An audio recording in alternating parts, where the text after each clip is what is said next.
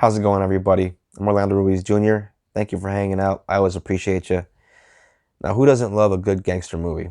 I know I definitely do. From The Godfather all the way down to Goodfellas and, Casino, The Irishman, American Gangster. There's so many great films. And, a lot of people I think would be surprised how much they would enjoy some of the old black and white gangster films from the 30s. Once I started watching some of these films, I had to watch as many as I could get my hands on.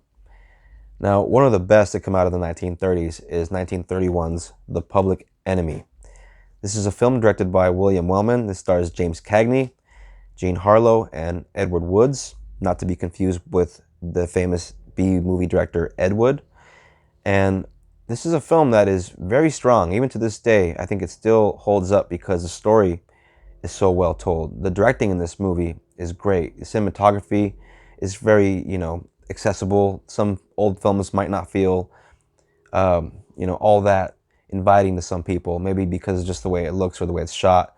Maybe it might just be sort of dull for some people if a movie just looks like it was shot like a play. Which is the case for many old films, because certain directors were moving the medium forward and pushing the limits and playing with the camera. Not everybody was doing that when films started out pretty basic, but as you watch old films, you see the evolution of cinematography, of editing, of acting styles. So it's very interesting to watch where some of our masters were, you know, influenced from and, still borrow to this day. Martin Scorsese was very influenced by his, the early gangster films of the 30s. And if you watch this film, I think you'll understand what I'm talking about as far as the aesthetic he was going for and the type of suspense that Scorsese would be, later infamous for creating in many of his films. So this movie really has moments of real suspense at times. Considering this is a very old film, you get a kick out of watching something like this and getting that kind of thrill. It is an old 1931 black and white movie, and because to this day it's still, like I say, the story aspects still are very strong, and so just well executed, you're going to find yourself surprised in just how much you enjoy this film. And particularly with certain moments that back in the day, most directors, most filmmakers, I think, wouldn't show. But this is a film that got famous at the time and very popular because this film dared to push the limits of what they were willing to do as far as depicting violence. And these kind of films at the time were criticized for glorifying the gangster film and the gangster in general. But studios had a way of tagging on certain disclaimers beginning of the films or the end so that they sort of downplayed that kind of thing. And not every movie was backing up those messages, but I think the Public Enemy definitely does, because the ending of the film doesn't in any way, I think, show that this is the kind of lifestyle that is something to be celebrated. The ending of the film definitely hits hard in that respect, and that's why this film to this day still is very effective. Like I said, it's an old film, but James Cagney, his performance is really lively and a lot of fun, energetic, and it's something that should really be watched and admired to this day. I watched this film and I'm realizing that Al Pacino borrowed a lot from James Cagney, in particularly the way the guy, yeah, you know what I'm saying. In particularly, I gotta enunciate my shit's a little slower. Just his movements, especially in Scarface, even in Carlito's Way. I noticed Pacino had a very distinctive walk. He kind of leaned back a bit, do a thing with his arms. And I'm watching The Public Enemy. That's exactly what James Cagney was doing when he would walk, when he would move. So, yeah, watching Cagney move, I got a sense that Pacino borrowed a lot from this guy. And that was exciting to kind of, see unfolded behind my, just my gears working, my, slowly turning in my head, just, in the back of my head thinking, I see. So yeah, it's really cool stuff. This stuff is educational. If you're a film fan, if you're a gangster movie fan, you'd be surprised how much you get a kick out of seeing these old gangster movies. they don't show flat out people getting shot, but it's really cool the way you'll see like a guy behind a guy.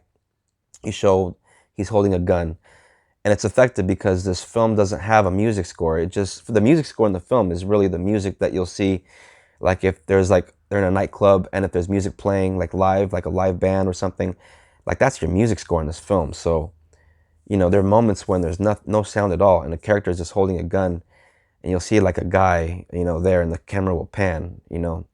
One scene in particular, there's a guy at a piano, and you hear him sort of begging and pleading for his life. It's really a very effective scene, and the camera pans, and the guy slumps forward because you hear the shot, and we don't see anything.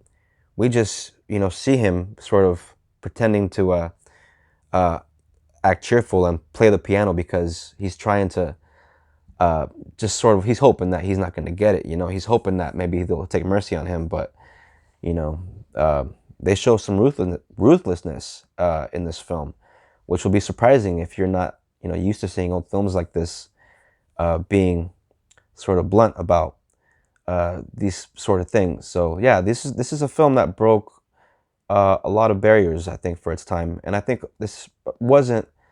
I'm sure it wasn't the first. I think this was part of a bunch of movies that came around this time, like the Roaring Twenties and White Heat, and of course 1932's Scarface, Howard Hawks' film.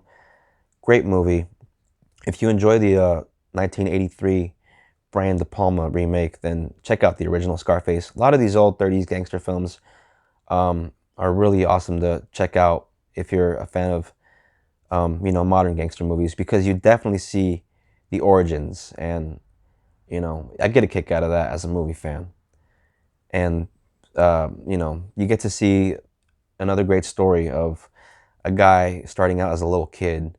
Kind of reminds me of Goodfellas. They beginning of this movie, they show our main character with his friend as little kids, and you see them getting into trouble and stuff. And I don't want to spoil this film. I don't want to go into it scene by scene, but it's cool. Like you'll see them start out as bad little kids, and then a couple scenes later you see them as adults. Very similarly to how Goodfellas, you see Henry Hill as a little kid with his friends, and then they cut to him as adults, like young adults, and then later on you see them sort of coming up, and it really does have that style that I think Scorsese later on sort of adapted for his later work, and must have been heavily influenced by.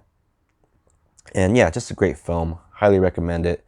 There's a very famous scene in this film too, involving a woman getting a grapefruit into the face. And I think at the time that was shocking for audiences. And nowadays I think it'll just put a grin on your face, considering it's just, I don't know, I get a kick out of it. The woman, didn't really at all deserve it. Of course, she was just playfully giving this guy a hard time because he was, sort of, being a jerk. So, he could dish it, but he couldn't take it, so he decided to give her grapefruit in the face, which was messed up, but still funny every time I watch it. But it's a great movie. 1931, The Public Enemy. I think it's something that you can find on Turner Classic Movies, on the section, HBO Max, that I keep referring to in my classic movie reviews. They just have so many great Warner Brother classics on that streaming app. And, if you don't find it there, it is available. And you know what? I failed to show, last time I did a review, classic movie review, I failed to show the hard copy. I tend to do that. So there's the Maltese Falcon. There's Bogey. I forgot to show it last time, so I'm remembering to do it now. A little late, sorry, but Maltese Falcon, great film as well. So yeah, check these old movies out. I'm doing this channel because I really want to get the word out there about these old classics. They're great art. They really are, and very enjoyable. You'd be surprised how much you might get a kick out of these films. For being as old as they are, and for being black and white. As long as a film has a great story and the performances are great, I mean, to me, art is art. And the fact that it's all the more older makes it all the more precious, in my opinion. But that's just my opinion. But yeah, feel free to comment if you want to share, if you want to like. Just starting out and having fun doing it, actually. You know, I have a lot more movies I want to talk about. The list goes on and on. It really never ends, you know, because I've seen so much. So the list is quite long, and, you know, gonna tackle each of these one at a time. I'd like to do a thing where I talk about I do a video where I talk about a long list of movies, like a top 25, but that would take forever. I'm not sure quite how I'm going to do that. Still trying to figure that out, but that's coming. I want to do a top 25 films of the 1990s. That seems like that would be a lot of fun. So yeah, keep a lookout for that and other classic film reviews as well. So yeah, till next time, peace out. God bless.